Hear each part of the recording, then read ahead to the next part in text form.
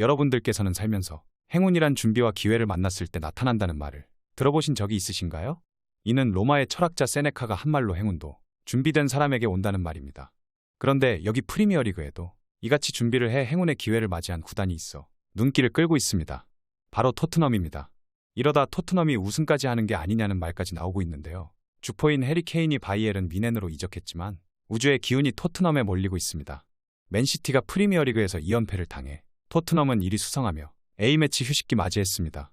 지난 시즌 유럽 트래블을 달성한 맨체스터 시티가 흔들리며 토트넘이 잉글랜드 프리미어리그 1위를 수성했습니다. 맨시티는 영국 런던의 에미레이트 스타디움에서 열린 2023-2024 시즌 EPL 8라운드 원정 경기에서 아스널에 0대1로 무릎을 꿇었는데 프리미어리그에서 2연패에 빠진 맨시티는 6승 2패로 승점 18점에서 제자리 걸음하며 3위로 떨어졌습니다. 토트넘과 나란히 6승 2무, 승점 20점으로 무패 행진했으나 다득점에서 밀린 아스널은 2위에 자리했습니다. 만약 맨시티가 이날 승리했다면 승점 21점을 쌓아 토트넘에게 내준 1위를 되찾을 수 있었으나 실패했습니다. 개막 6연승을 내달리던 맨시티였지만 최근 공식전 4경기에서 1승 3패로 삐걱거리고 있습니다. 지난달 28일 리그컵 3라운드에서 뉴캐슬에게 0대1로 패하며 탈락하더니 같은 달 30일 EPL 7라운드 울버햄프턴전에선 황희찬에게 결승골을 얻어맞고 공식전 2연패를 했습니다. 지난 5일 유럽 챔피언스리그 조별리그에서 라이프치히를 3대1로 꺾고 한숨을 돌리는가 했더니 이날 아스널전에서 경기 막판 실점하며 또 무너졌습니다. 프리미어리그 개막 6경기에서 8골을 때려 넣으며 득점 1위로 뛰쳐나간 엘링 홀란드가 최근 공식전 3경기에서 침묵을 지키고 있습니다. 이날 점유율에서 두 팀은 팽팽하게 맞섰으나 아스널이 슈팅을 12개나 날리며 더 날카로웠습니다. 맨시티는 혼란히 슈팅을 기록하지 못하는 등 전체 4개에 그쳤습니다. 아스널은 후반 41분 롱패스로 맨시티 박스에 공을 투입한 뒤 카이 하베르츠가 뒤로 살짝 내준 공을 가브리에우 마르치넬리가 오른발 논스톱 슈팅으로 연결했고 맨시티 네이선 아케의 머리에 맞은 공이 굴절되며 골문으로 빨려 들어가 결승골을 뽑아냈습니다. 맨시티로서는 전반 5분 요시코 그바르디올의 왼발 슈팅이 골라인을 넘어가기 전 아스널의 데클런 라이스의 머리에 걷어내진 장면이 아쉬웠습니다. A매치 휴식기 이전 마지막으로 열린 경기에서 맨시티가 패하며 토트넘은 2주가량 리그 1위에 자리하게 됐습니다. 프리미어리그 우승은 60년도 더 지나간 옛일이고 가장 최근 우승도 2007-2008 시즌 리그컵이었던 토트넘은 이번 시즌을 앞두고 케인이 이적해 험난한 여정을 맞이할 것으로 점쳐졌으나 막상 뚜껑을 열자 무패 행진하며 선두까지 등극했습니다. 엔제 포스테코글루 신임 감독의 공격 축구가 우려와는 달리 케인 없이도 안착하는 모양새입니다. 새 주장 손흥민을 중심으로 팀이 똘똘 뭉치고 있고 신입생들의 활약에 더해 기존 멤버도 잠재력을 터뜨리며 각성하는 분위기입니다. 한편으로는 오심의 영향으로 리버풀전 승리를 따내는 행운까지 겹치고 있습니다. 반면 맨시티의 괴물 공격수 홀란드는 아스날전 최저 평점을 기록하며 괴물 공격수도 사람이었음을 증명했습니다. 맨체스터 시티의 주포 엘링 홀란드가 슈팅을 단 1회도 시도하지 못하면서 팀의 패배를 막지 못했습니다. 맨시티의 패배는 축구 팬들에게 큰 충격을 줬습니다.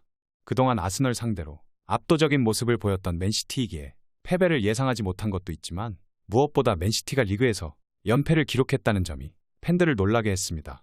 물론 시즌은 길기에 패배하는 건 전혀 이상하지 않은 일이지만 맨시티가 울버햄프턴전에 이어 아스널전에서도 패해 리그 2연패를 기록한 건 보기 드문 상황입니다.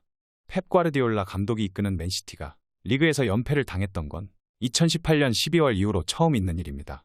프리미어리그 최고의 클럽인 맨시티가 약 5년 만에 리그에서 연패를 당하는 충격적인 결과를 얻었는데 여기엔 괴물 공격수 혼란의 부진이 적지 않은 영향을 끼쳤습니다. 아스널전에서 홀란드는 선발로 나와 풀타임을 소화했지만 공격 포인트를 올리지 못했습니다. 매 경기 득점을 터뜨리는 건 불가능한 일이지만 이날 홀란은 기회 창출만 2회 기록했을 뿐 슈팅을 단 한 번도 시도하지 못하면서 팬들에게 충격을 줬습니다. 지난 시즌 리그에서만 36골을 터뜨리며 괴물 같은 활약을 펼쳤던 홀란드이기에 슈팅 없다는 것은 가히 충격적입니다. 지난 울버햄프턴전에서 슈팅을 한 번밖에 시도하지 못해 팀의 패배를 막지 못했던 홀란드는 다음 경기인 아스널전에서 꽁꽁 묶이면서 리그 2경기 연속 침묵했습니다.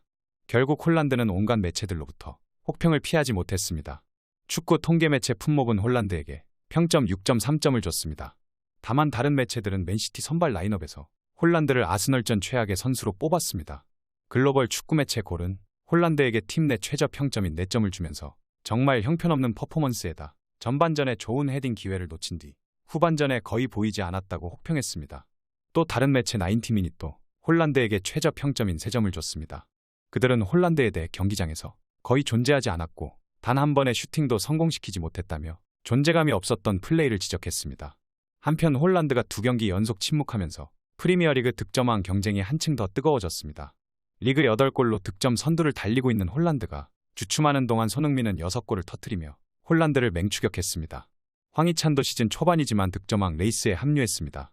맨시티전에서 결승골을 터뜨린 후 지난 8일 에스턴 빌라와의 리그 8라운드에서 선제골을 터뜨리면서 2경기 연속골이자 리그 5호골을 달성한 황희찬은 득점 공동 4위에 오르며 득점왕 레이스를 뜨겁게 달궜습니다. 현재 맨시티의 위기는 홀란드뿐만이 아닙니다. 로드리가 빠진 맨시티는 잉글랜드 내 경기에서 3연패를 달성하며 로드리 결장으로 인한 혹독한 대가를 치르고 있습니다. 펩 과르디올라 감독도 로드리의 부재를 아쉬워하고 있습니다. 맨시티의 갑작스러운 리그 경쟁 제동에는 로드리의 부재가 가장 큰 원인으로 지목되고 있습니다. 지난 23일 리그 6라운드 노팅엄 포레스트와의 경기에서 후반 시작 27초 만에 폭력적인 행위로 퇴장당한 로드리는 잉글랜드 내 3경기에 출전할 수 없게 됐습니다. 맨시티는 로드리가 빠진 28일 뉴캐슬 유나이티드와의 리그컵 3라운드 경기와 울버햄프턴 원더러스와의 리그 7라운드 경기 그리고 이번 아스널과의 리그 8라운드 경기까지 모두 패배하며 로드리가 본체라는 전력적 약점을 노출했습니다. 과르디올라 감독은 아스널과 경기가 끝난 후 기자회견에서 로드리는 중요한 선수라며 패배의 로드리의 부재가 패배의 간접적인 원인을 제공했음을 시인했습니다. 이어 로드리가 없는 3경기에서 3패를 달성한 것은 부정할 수 없는 결과라고 전했습니다.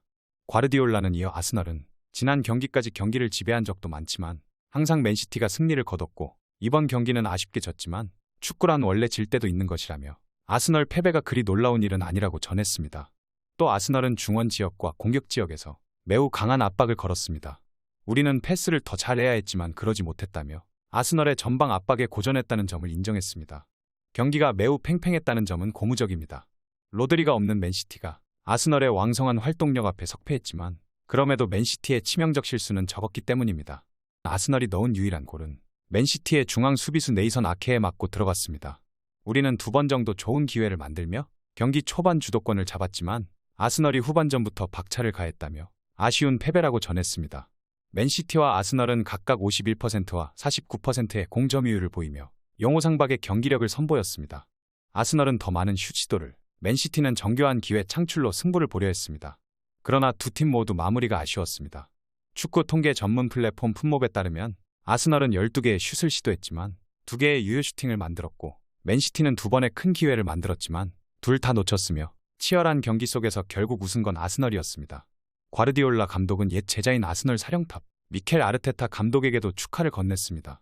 과르디올라 감독은 미켈에게 축하한다는 말을 전하고 싶고 양측 모두 기회가 많지는 않았으나 서로 전방 압박에선 좋은 모습을 보여줬다며 전술적 호각을 이룬 아르테타 감독을 호평했습니다. 아르테타는 현역 은퇴한 2016년 이후 곧바로 과르디올라 품에 안겨 2019년까지 맨시티에서 코치직을 경험하며 전술가의 길을 걸었습니다. 이후 2019년 과르디올라 둥지를 떠나 아스널 부임으로 독립했습니다.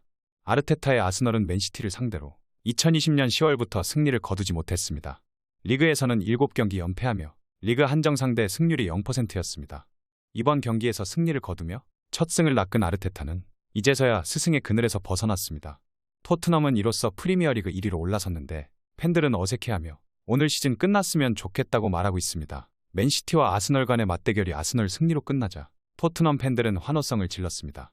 10월 A매치 휴식기를 앞두고 진행된 마지막 경기에서 라이벌 아스널이 맨시티 승리를 막으면서 토트넘은 리그 선두 자리를 유지하는 데 성공했습니다. 토트넘은 루턴 타운전 승리로 토트넘 개막 후 리그 무패 행진을 이어갔을 뿐만 아니라 리그 선두로 등극했습니다. 다만 맨시티가 아스널 상대로 승리를 거두면 곧바로 자리를 양보해야 했기에 1일 천하로 끝날 것으로 예상됐으나 아스널이 맨시티한테 일격을 가하면서 토트넘은 약 2주간 1위 자리를 계속 유지할 수 있게 됐습니다.